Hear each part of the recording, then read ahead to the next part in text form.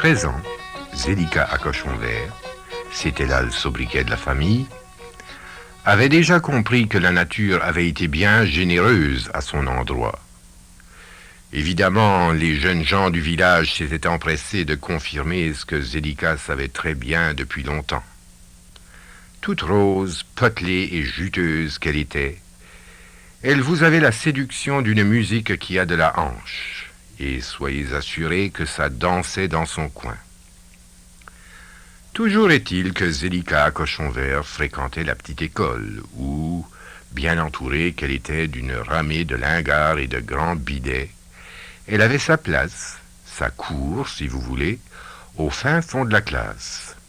« Ça me fait rien si j'ai tient 4 ans dans la grade 3, se disait-elle avec insouciance. La maîtresse voit pas clair, elle est vieille et pas trop rusée, puis elle est pas trop tannante non plus. Ça fait que t'es mieux de rester ici que t'en aller chez vous et de churer les étapes puis torcher les petits morvous. » Un bon jour, cependant, le destin n'a plus voulu du comportement à la fois indifférent et fringant de notre chère Zélika. D'un coup, la vieille maîtresse est venue blanche comme un drap, puis après un hochet inquiétant, elle a poussé son dernier couac, de raconter la jeune Cochon Vert. C'est alors qu'une religieuse dévote et vigilante est venue remplacer la maîtresse que Dieu était venu chercher dans sa grande bonté. La religieuse a vite constaté que notre chère Zélika perdait son temps, et qui plus est, avait probablement gaspillé son petit capital. Prise d'un accès de conscience, la bonne sœur sentit qu'il y allait de son devoir de faire dire à la femme à Cochon Vert de passer à l'école sur le champ. C'était pour lui apprendre que sa fille n'entendait rien au catéchisme, qu'elle ignorait ses prières, et qu'elle n'était plus celle qu'on croyait. De plus, qu'elle ne la jugeait pas encore prête à faire sa première communion. D'abord étonnée, ensuite vexée, la mère Cochon Vert a crachouillé. « Cré du saint bon Dieu, je connais la quantité de ma fille. Vous, la sœur, vous savez rien, puis vous l'oublierez jamais. » La bonne religieuse, blessée dans son orgueil de personne qui a fait le vœu d'humilité, a répondu d'un ton pointu que si jamais la mère Cochon Vert avait le saint malheur de revenir l'insulter dans son école, elle lui prendrait le nez dans la porte. Le nez, Seigneur, c'était bien le mot qu'il ne fallait pas prononcer, parce que la femme à Cochon Vert en avait un qui était croche et qui dépassait de loin la mesure en longueur. Il faut reconnaître que de profil, elle avait bien l'air d'un ouvre-boîte, et elle le savait, pour avoir entendu les villageois l'appeler can opener. Enragée qu'elle était de cette suprême effronterie, et pour se venger de l'insulte, elle s'écria « Vous, la sœur, vous êtes plus laide qu'une taouaille, et depuis que vous avez venu vous fourrer dans cette école, tout le monde du village vous appelant Tomahawk. Puis après tout, ma Zélika a été assez loin dans ses études. Elle passera demain chercher ses affaires. Puis vous pouvez bien aller vous gargoriser avec vos prières. » Sur ces mots, la mère Cochon Vert a tourné le talon avec empressement afin d'aller confronter au plus sacrant sa vaurienne de fille qui avait jeté le déshonneur sur la famille. Zélika a très bien accepté la chose. Après tout, la vie avait changé du tout au tout depuis l'arrivée de la bonne religieuse. Plus moyen de respirer comme avant dans cette sacrée école, qu'elle cracha. Puis la sœur avait-il pas changé les élèves de place? Mettre les gars d'un bord puis les filles de l'autre, ça fait-il du sens à cette heure? Debout le lendemain matin au petit jour, la jeune et farouche Cochon Vert s'est rendue d'un pas décidé à l'école chercher son ardoise et son abécédaire. Puis, elle est sortie de l'école après avoir donné un bon coup de pied à la première chaise qu'elle a rencontrée.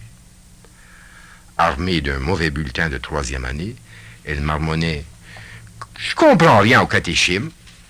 Pour les prières, je peux toujours bien répondre à quelques-unes. Je sais dire mon Sainte Marie, Mère de Dieu, puis donnez-nous aujourd'hui notre pain canadien. C'est-y pas assez? Après tout, il y a tout le temps Tchuxin pour dire le commencement. Puis j'ai tout le temps attendu dire que c'est innocent de ce pis c'est bleu. À cette heure, je sais quoi c'est que ça veut dire. Puis le prêtre avait pas besoin de se croire si tant. Tout le monde savait que sa famille était si pauvre qu'il avait été obligé de faire sa petite communion dans les souliers de sa mère. Ainsi se termine la vie académique de Zélika à Cochon Vert. Elle n'aurait plus à se frotter aux livres. Dès aujourd'hui, elle a intégré officiellement le siècle. Elle lirait désormais dans le grand livre de la vie pour parfaire son éducation. « Tiens, dit-elle, j'ai attendu dire qu'au coude, il y a une femme des vieux pays qui cherche une servante. Ben, y a de ces jours, j'irai ouais. »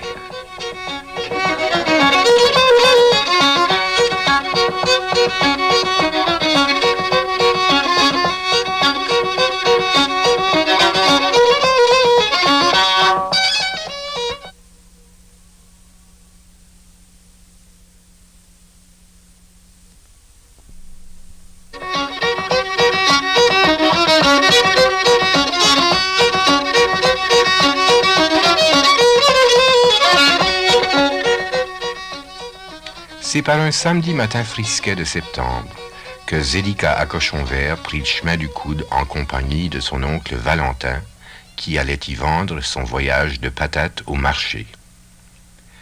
Zélika venait d'avoir ses 14 ans. Elle se sentait maintenant d'âge à aller demander du travail à cette femme des vieux pays qui cherchait toujours une servante. La jeune Cochon Vert avait griffonné l'adresse de la femme sur un bout de papier. Madame Latour, qu'elle s'appelait. Bien sûr que c'est pas un nom de Parisite. Oh ben, ça se comprend, comme de bonnes raisons. C'est du monde d'en dehors, se dit-elle sur un ton philosophique. Forte de sa 3e année d'école qu'elle avait reprise 4 fois, elle se donnait parfois des airs de femme mûre et affranchie. Avant de quitter la maison, ce matin-là, elle s'était rataplanté le mauvais chapeau orange de la mère Cochon Vert sur la tête, sans demander. Elle le trouvait assorti à sa robe de coton rouge effiloqué, surtout que le chapeau cloche était orné d'une plume de coque verte en premier quartier de la lune, qui vous caressait l'oreille et vous chatouillait le menton en même temps. Puis, la veille, elle avait eu l'étrange idée de lever la robe de sa mère et de ses 3 sœurs aînées, pour y voir les fesses, qu'elle avait dit en riant à gorge déployée. En réalité, c'était pour juger de la qualité des bas qu'elle avait l'intention d'empaumer à l'une d'elles pendant la nuit.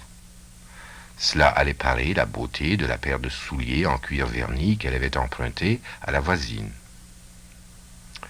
C'est dans ce gréement de fortune, étonnant, qu'au petit jour, elle a grimpé sur la banquette de la charrette à patates, d'où elle regardait maintenant faire la folle de pouliche qui les emmenait au coude en dansinant.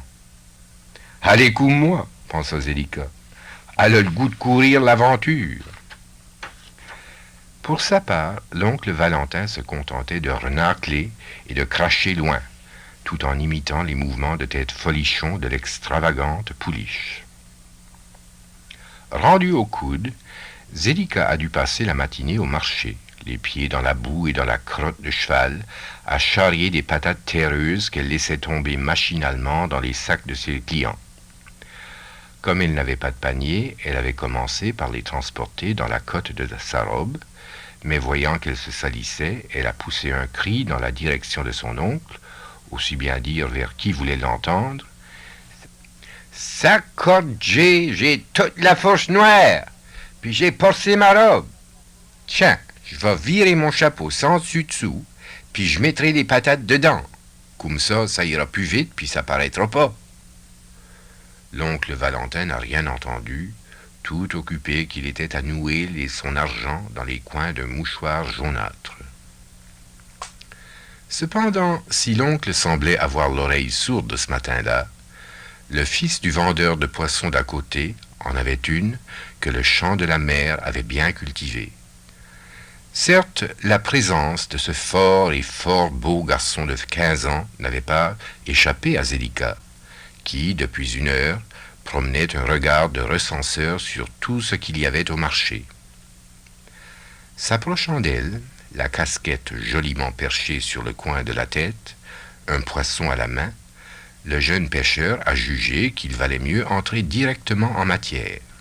« Aimes-tu le maquereau ?»« Oui, dit-elle de façon ambiguë, car elle n'aimait pas le poisson. »« Ben, viens voir par ici que je te montre ce que j'ai là, » dit-il, en la dirigeant vers la cabane, qu'il avait montée sur l'arrière-train d'une camionnette délabrée. Une fois dans la cabane, le fils du poissonnier a bien fermé la porte. Question de leur assurer une certaine intimité. Là, assis à côté de Zelika, parmi les harengs, la morue, les petits coqs, les éperlans et les maquereaux, le jeune pêcheur a longuement vanté les mérites de la pêche à sa partenaire qui, elle, réussissait mal à apprécier le côté romantique tant de la conversation que du lieu et de la puanteur de tout ce bétail arraché à la mer. Mais après un bon moment, il en est arrivé aux patates et de fil en aiguille à lui faire des attouchements, ce qui a vite réconcilié la jeune cochon vert avec la singularité de cet amour de petite maison.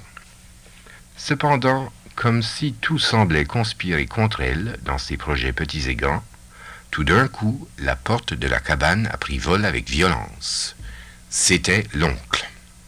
Zelika s'est sentie cramponnée par une main d'acier qui lui a administré le même traitement qu'avait reçu la porte de la cabane. Avec une rapidité que l'on pourrait qualifier d'excessive, elle a abouti au fond de la charrette où elle enfourchait tant bien que mal un tas de patates. Plus étourdie que fâchée, elle est descendue de son lit légumineux en se passant la main dans les cheveux. Pas moyen de se reposer les pieds pour chaque minute dans cet enfer de pique-nique. Puis, c'est-il pas en rencontrant du monde qu'on apprend dans la vie? Qui sait, il aurait peut-être pu m'en montrer, ce jeune gars-là. En tout cas, il semblait connaître son poison, ricana-t-elle en reprenant le travail, le chapeau-cloche à la main. Vers 11 heures, Zelika, toute trempée de sueur et en pestant encore le poisson, vidait son dernier chapeau de patates dans le sac de papier d'une vieille pain-bêche qu'une vie de hargneuse avait ratatiné avec enthousiasme. La vieille gratteuse avait tant fait qu'elle avait arraché 3 sacs de patates à Valentin pour seulement 4 cents. Et voilà qu'elle s'en allait emmitoufler dans un manteau de vison, suivie de son chauffeur qu'elle avait chargé de sacs. « C'est là, la femme à 4 cents, marmonna Zelika. Faudrait qu'elle aille voir un dératatineux. Hormis que son volet réchauffe un fer puis qu'il repasse la face. 4 cents pour 15 livres de patates. Le déshonneur est grand. Quand c'est que ces vieilles pigorièches-là allons s'arrêter de nous voler à cette heure? Zelika n'a rien voulu savoir de l'oncle qui, lui, était en train de se perdre en considération sur la situation économique du coin. Les temps sont durs, c'est la dépression, puis ce monde-là est pas accoutumé. Il n'a pas eu le temps de finir son apologie que Zelika avait déjà fait siffler une patate trouvée au hasard dans le derrière de la vieille qui a perdu l'équilibre au point de bousculer son chauffeur sur qui elle était maintenant couchée à plat ventre, le manteau de poil et la robe par-dessus la tête. Et pour virer le fer dans la plaie, les patates qui venaient de sauter en l'air redescendaient maintenant paumer les fesses de lapin de la profiteuse. On aurait dit que le soleil a eu honte du fond de culotte rapiécé que lui affichait la vieille, car il a vite disparu derrière un nuage. D'un seul bond, Zelika a rejoint l'oncle Valentin qui avait déjà pris place sur la banquette de sa charrette vide. Pour sa part, la pouliche, se rendant compte de l'urgence qu'il y avait à filer à toute vitesse, a détalé comme une éloise avec son équipage troublant. C'est ainsi que Zelika, Valentin et la pouliche ont pris congé du marché, et plus particulièrement de la vieille chipie hystérique qui, à 4 pattes, montrait le poing au ciel en anglais, tout en ragornant de ses patates de l'autre. Arrivée chez la femme des vieux pays, Zelika se dirigeait fièrement vers la porte d'en avant afin d'y faire sa demande d'emploi. À l'actif de son bilan, mettons chapeau-cloche terreux et cobie, plume de coq estropiée et défraîchie, cotte de robe sale et percée, souliers crottés, parfum, cabane à poisson.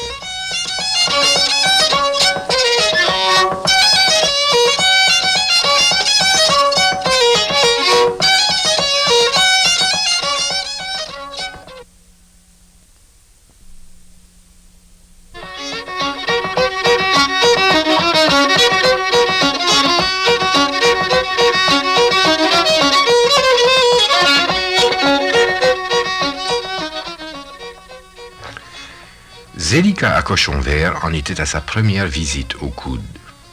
Debout, là, devant la porte de Madame Latour, cette femme des vieux pays qui cherchait une servante, elle eut cette réflexion en se mouchant du revers de la main.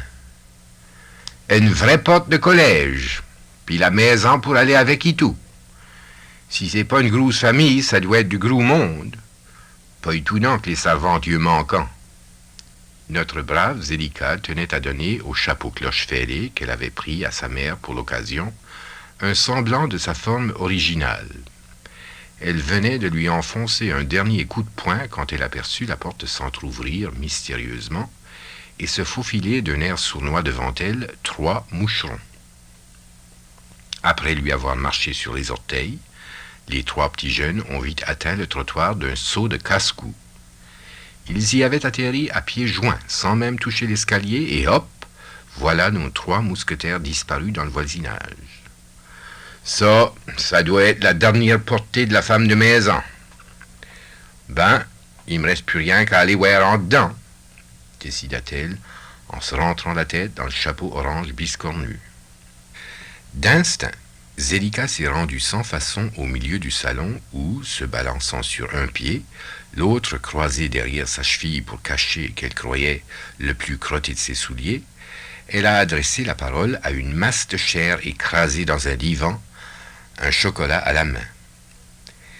C'était pour savoir, Madame Latour, si vous aviez pas besoin d'une servante. D'abord, elle n'a pas eu de réaction.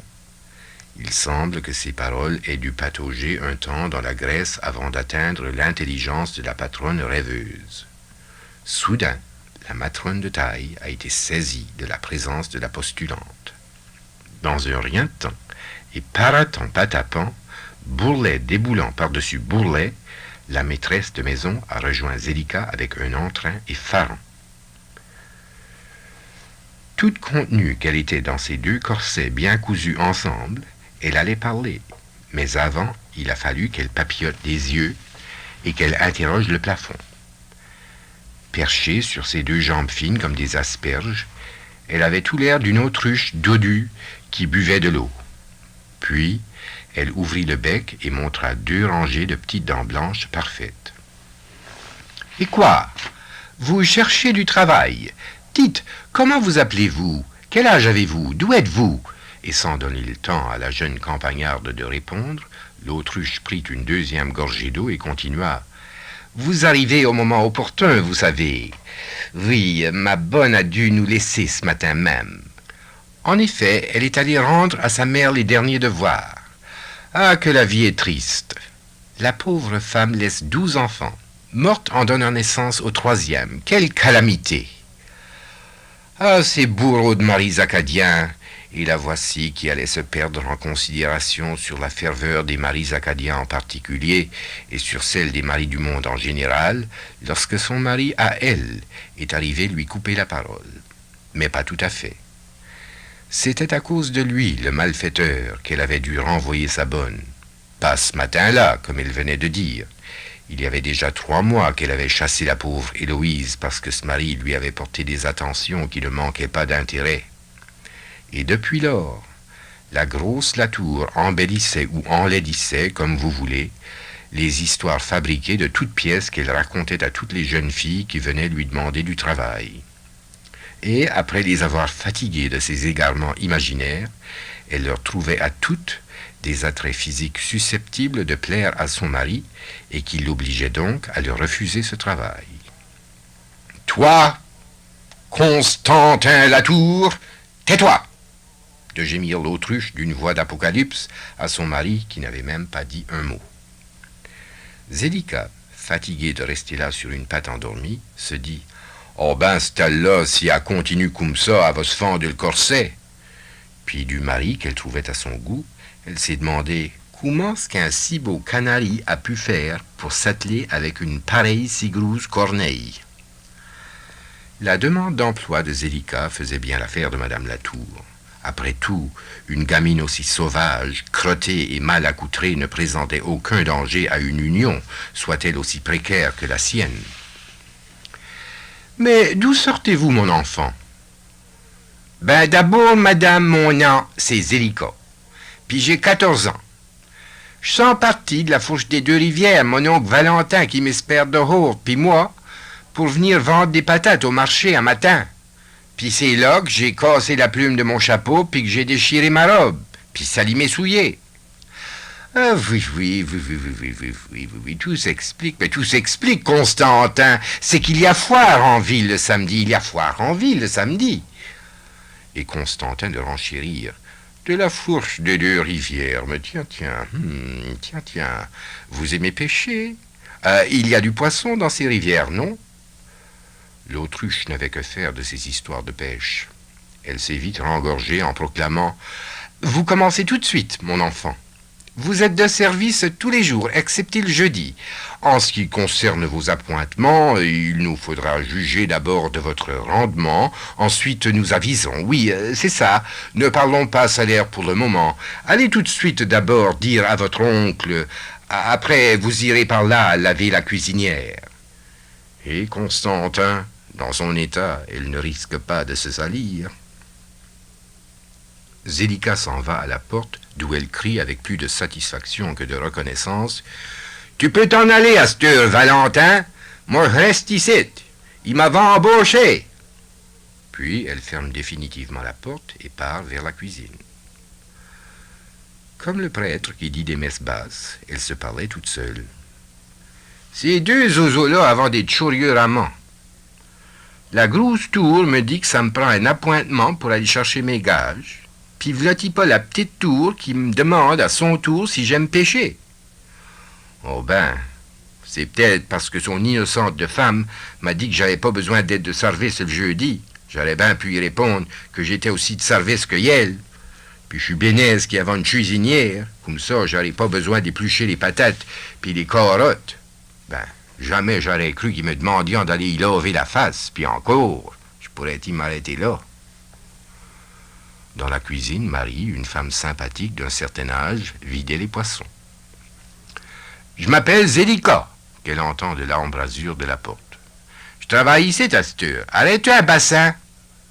Marie, qui en avait vu d'autres arriver et repartir, lui passe un bassin en pensant avec regret. « Encore une qui va pas durer une semaine. »« Marie, tu sais qu'il faut que je te lave. »« Hein? Ben ouais! La grosse tour m'a dit de laver la cuisinière. » Pauvre esclave, elle voulait dire le poêle. Vois-tu, ce monde-là, ça vient d'en dehors, ça parle pas comme nous autres. Ça vient des vieux pays, c'est pas de leur faute, ça c'est pas mieux. Sacré folle va, si elle voulait que je lave le poêle, il fallait qu'elle dise. Puis elle poursuit tout bas. En tout cas, je vais en profiter pour me laver la face puis les mains. Avec toute cette foire qui avait en ville le samedi, on sait jamais. Oh, c'est une maladie qui viendra s'en aller, je sais bien. Les carnitules sont pourtant finis. Zélika a passé le reste de l'après-midi et le plus clair de son lendemain à relever une maison qui n'avait pas reçu un seul coup de torchon depuis 3 mois. Lundi matin, Madame Latour a chargé Zélika d'accompagner ses 3 moucherons à l'école. « Mais maman, d'Anthony le plus grand, il n'y a pas d'école. La maîtresse est malade. »« Allez-y quand même. Vous ferez des petits dessins, des choses comme ça. Voyons, Zélika, ne restez pas là des heures. Remorquez-moi ça à l'école et vite. En route. Mauvaise troupe. » Et en route pour l'école, Zélika se disait tout bas. « Il n'y a rien toujours bien pu dessiner à la maison. Non. La grosse Latour a raison. Il n'y a rien qui finit par dessiner sur les murs. Vaut mieux les tiens dans les corps. » De retour à la maison, elle n'était pas mécontente de retrouver M. Latour seul au pied de l'escalier. avec un tiens.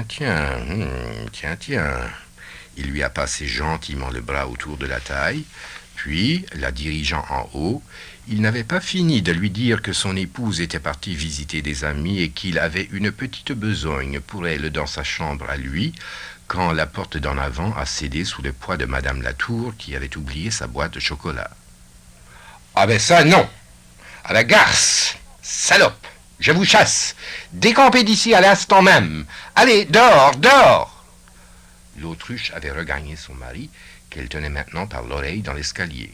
« Quant à toi, Constantin Latour, microbe, punaise, va, suis-moi, j'ai à te parler. » Zélika est sortie tout bonnement, contente de retrouver sa liberté. Se passant la main dans les cheveux, comme elle avait l'habitude de faire en pareille occasion, elle s'en allait pieds nus, les souliers à la main, un sourire tranquille dans le visage. Du monde comme nous autres, c'est pas fait pour la ville. Puis la grosse patapouf de la tour avait pas besoin de s'exciter si tant. Après tout, en me payait-il pas pour faire des besognes de maison? Ah ben, il fait beau dehors, puis le temps a pas l'air d'avoir envie de s'accroupir. Je crois pas qu'il va mouiller. Je serai chez nous pour souper. À cette heure, prends bien garde à toi, la ville, hein? Tu me reverras pas de sitôt.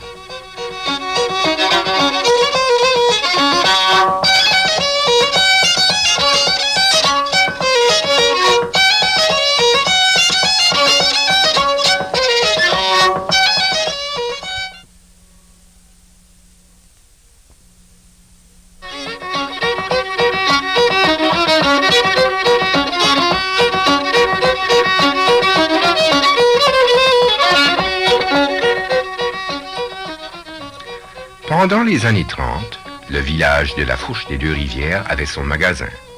Oh, pas un magasin spécialisé comme on en trouve en ville. C'était plutôt un commerce échevelé, genre « va comme je te pousse », où une dame pouvait demander une crème orientale pour se blanchir le visage et aussi bien repartir un quart de clou sous le bras. On y rangeait les marteaux avec les chapeaux, les balais avec les corsets, la farine avec les aspirines, les sardines et les crayons de mine. Il y avait de quoi en faire une chanson. Le seul à savoir où trouver un article dans ce ramassis d'objets dépareillés, c'était Otto de la Veuve, qui répondait aussi à la dénomination de Coureux Tawei. C'était lui, le bout en train du village, qui dirigeait tant bien que mal le commerce d'en avant. Même si ce garçon n'avait pas une tête à chiffres, le patron le gardait car il engendrait la bonhomie. Ce que le patron semblait ignorer, c'est que la bonne humeur du coureux Tawei lui venait d'une cruche de vin cachée sous une pile de manches de hache. Si vous aviez affaire au patron, Napoléon Coucroche, il fallait passer à l'échoppe d'en arrière.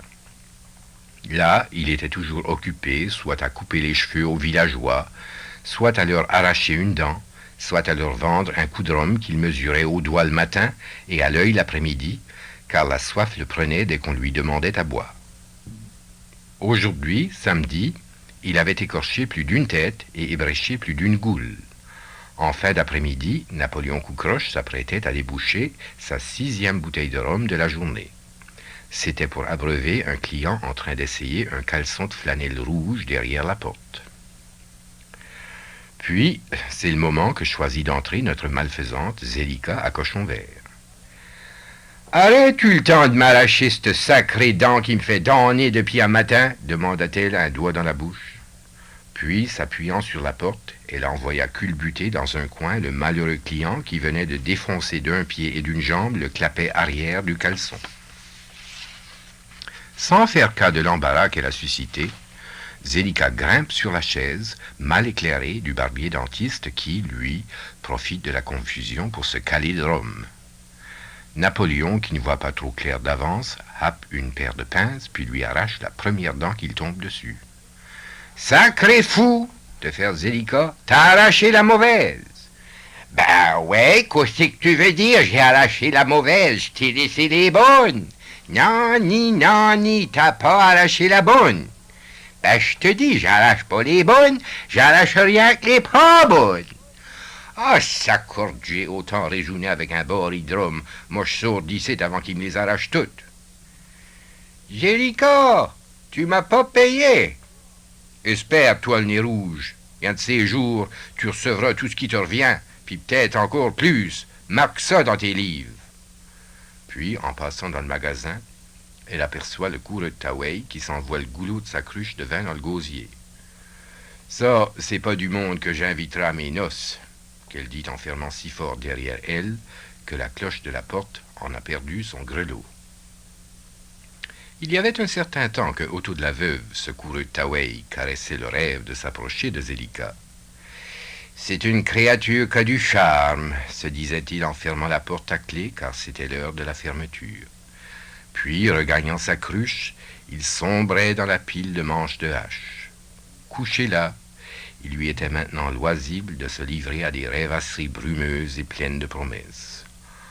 Embrassant bien fort sa cruche de vin, il lui disait « Plus tard, je te tiendrai dans mes bras, ma Zelika, puis je te caresserai, je te caresserai, je te caresserai.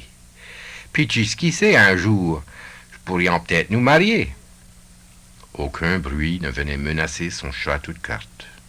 Napoléon dormait dans sa chaise, son dernier client étant sorti par la porte arrière, le caleçon rouge à la main. Et c'est comme ça, dans la paix, la satisfaction et l'espérance, que s'endormait le commerce honnête de Napoléon Coukroche. Mais ça n'allait pas durer. Par la suite, Napoléon répétait à tout le monde « Ce lundi-là, les hommes du gouvernement avaient dévalé à mon magasin, puis avaient demandé à voir les livres. Puis je savais dit, moi, que ça feignante coureux de Tawei savait ni lire ni écrire. Oh, il payait sti, oh, tichet à tichet, de temps en temps.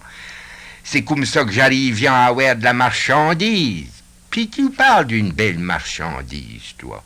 Des robes à mariage, des chapeaux à enterrement, des bottes de communion, des souliers de neuvaine, tout du chic puis du jeune, comme qui disent. Puis à cette heure, il reste plus rien. Ils vont tout aller à Fredericton, puis former mon magasin, tiens. Je crois bien que les femmes du gouvernement se promenant avec mes robes sur les chines, puis mes chapeaux sur la tête. Quant au coureux de Tawei, il dit qu'il est aux États. Oh, il a travaillé à Niscos au presbytère à creuser des fousses. Ça court comme des mouches par ici depuis un bout de temps. Apparence qu'il a commencé à boire du vin.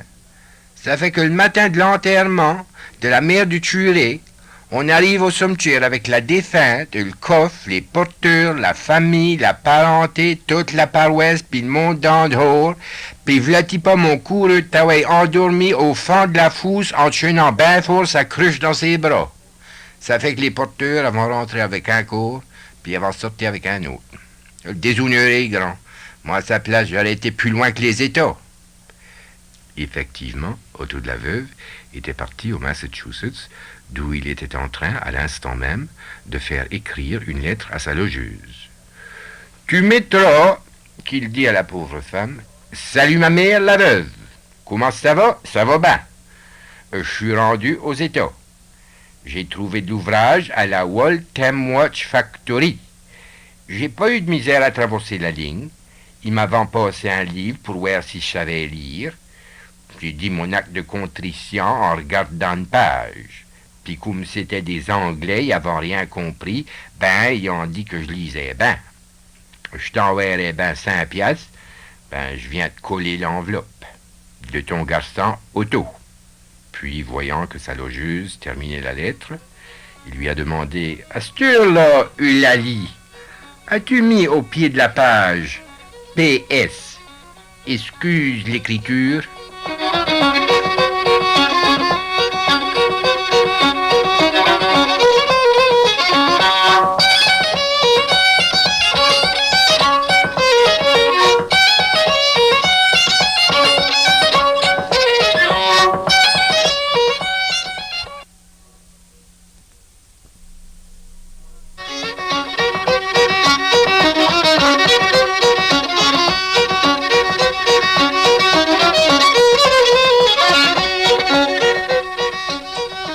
Il y avait déjà un mois que Otto de la Veuve était dans le Massachusetts.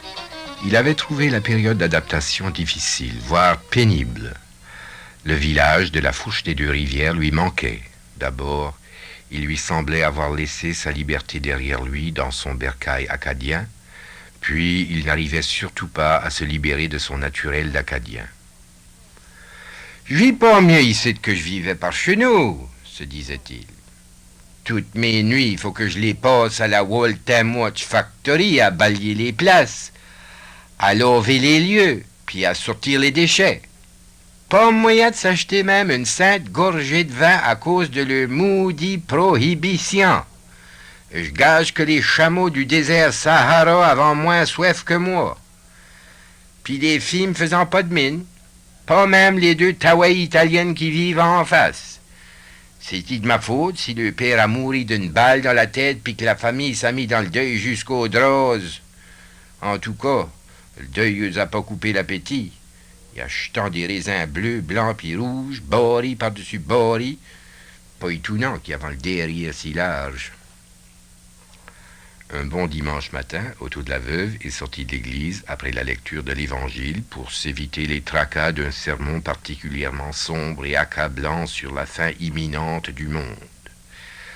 Bien d'autres semblaient partager ses sentiments, car il a eu du mal à se faire une place dans la collection de mauvais larrons à chapeau de paille d'Italie qui entourait le porche de l'église. Chacun y parlait vite et fort, fendait l'air avec les bras et se crachait sur les pieds. Otto ne se sentait pas dans son élément parmi tous ces Italiens endimanchés. Il apercevait, comme pour la première fois, les lacets rafistolés de son unique paire de bottines à vachis, puis il se reprochait d'être mal emmanché en plein shirt d'été dans mes grosses culottes en tuyau de poêle puis dans ma chemise de laine. J'ai l'air d'un poisson qui a quitté la mer pour vivre sur la terre. Puis il continuait à se bercer l'âme quand un jeune moustachu, aux cheveux encore plus pommadés que ceux des autres, est arrivé lui donner cette sérénade napolitaine. « Buongiorno, signor. Je m'appelle Giuseppe. Quel est votre nom? »« Salut ben, mon nom? Otto. »« Ah, Otto. Vous logez dans la maison d'en face de la mienne. Dites-moi, vous passerez chez moi cet après-midi prendre un verre de vino? » Otto de la Veuve n'en croyait pas ses oreilles. Lui qui se levait tous les jours avec l'impression d'avoir bu un gallon d'eau salée avant de se coucher. Un verre de vin, ton œil, 10 gobelets de vin, puis j'en passe, pensa-t-il, pâmé de plaisir. Ben oui, ça ferait pas de tour d'arrouser le dimanche entre voisins. Je serai là vers 1h, a-t-il promis en regagnant l'église à toute vitesse, de peur que son hôte ne se soit trompé sur son identité et ne reprenne son invitation, ou encore pire, que la Sainte Trinité ne le punisse d'avoir manqué à la messe en changeant le vin de voisin en eau de vaisselle. Belle affaire, les noces de Cana à l'envers. Tout compte fait de l'attention qu'il a portée à la messe, il aurait bien pu rester dehors, car il a passé le credo, l'offertoire, la communion et le dernier évangile à goûter, à savourer, à boire et à digérer d'avance des cruches imaginaires de vin rouge, rosé et blanc, au point d'en prendre le hoquet en pleine église et de rentrer chez sa logeuse les oreilles rouges et les yeux vitrés. Ne pouvant plus contenir sa joie, Otto de la Veuve saisit sa logeuse, Eulalie, par les doigts qu'elle avait en patte d'araignée. Eulalie ne connaissait pas les hommes. En l'espace de quelques secondes, elle perdait la tête. Elle était prise d'un fou rire et tournait comme une toupie autour du jeune locataire. L'ivresse devenait contagieuse. Otto la soulevait tantôt par les épaules, tantôt par la taille, ensuite par une hanche et une cuisse, une fesse. Enfin, il la déposait dans un fauteuil où il la tenait de force pour mieux lui faire part de l'heureuse après-midi qu'il avait en perspective chez les voisins d'en face. La vieille fille décharnée, bonne prohibitionniste et enfant de la République d'Amérique, bien que d'ascendance acadienne, avait senti comme un frisson la chatouiller jusque dans les coins les plus reculés de sa personne. Jamais dans ses 60 ans d'existence n'eût-elle cru se faire aussi bien tripoter par un garçon vigoureux qui n'avait que le tiers de son âge et qui lui revenait au possible. Il n'était pas dans les habitudes de Lali de se livrer à des jouissances du genre. En fait, c'était bien le premier frisson de cet ordre qu'elle ressentait de sa vie. Et toute sa vie, on lui avait juré que seules les femmes perdues sur les quais des ports de mer étaient capables de telles basses sensations. Et ce, après avoir bu au moins une bonne bouteille de whisky. Miséricorde, elle était damnée. Le diable la possédait maintenant. Elle en avait la certitude. Il ne lui restait plus qu'à se faire exorciser par le prêtre. Mais avant, il fallait sauver ce jeune homme qui courait à sa ruine. Elle a vite trempé un rameau dans le bénitier qu'elle gardait à proximité pour se protéger du tonnerre, puis elle s'est mise à asperger tout ce qu'il y avait dans la pièce, depuis Otto jusqu'au chat, en passant par les meubles, la fougère et la photo de la grand-mère, suspendue au mur à regarder faire les autres d'un œil réprobateur. Ayant maintenant regagné sa sérénité, Eulalie fait signe à Otto de s'asseoir, puis lui tient ce discours dans son vernaculaire américain. Tu sais, les voisins d'en face sont des malotrus. Ils faisaient la contrebande de la boisson, des bootleggers mêlés à la mafia. Et comme dit le bon curé tous les dimanches du haut de sa chaire, l'abus des boissons alcooliques et enivrantes rend l'homme semblable à la bête et souvent le fait mourir. Sais-tu Eustache à Johnny? Quoi, tu? Je te demande si tu sais Eustache à Johnny. Si je connais Eustache à Johnny? Non. Moi, je sais lui. Il a mouru d'une balle dans la tête, comme le père de Giuseppe. C'est ce qui arrive à ces mondes-là. La police a les bras longs. Il ne faut pas aller là. Il faut aller dans ta chambre tout de suite, chercher tes affaires et te trouver une chambre dans un autre quartier de la ville. Tu ne peux plus vivre ici. Il ne convient pas qu'un jeune homme vive avec une fille pas mariée et sans défense. Le monde va commencer à parler. Ça va vite maintenant. Adieu. Et que la sainte étoile d'or Stella Maris du glorieux tricolore acadien te protège des méfaits de la boisson, des cigarettes et de toute la rapace qui en vend. Adieu. Pour ma part, je m'en vais à l'église me confesser pour mes grands péchés. Otto de la Veuve secoue le Taway, montait l'escalier tout confus. Il ne voyait vraiment pas quelle inconvenance il pouvait y avoir à partager une maison avec une vieille fille peureuse et desséchée. Elle devait s'épingler au mur à côté du portrait de sa grand-mère, puis rester bien encadré à bénitier dans une main, puis le drapeau américain dans l'autre. Puis je fais mieux de sortir d'ici au plus sacrant. Autrement, je vais perdre la tête, puis je vais me mettre à chanter la messe des morts. J'irai sur l'italien d'en face, là, comment est-ce qu'il s'appelle? Giuseppe et Chipe, c'est la première offre de service que j'ai depuis que j'ai traversé la ligne. Je vais aller voir ce que Chipe a à me dire. Je suis venu aux États pour faire ma fortune, pas pour laver les chiottes de la Waltham Watch Factory.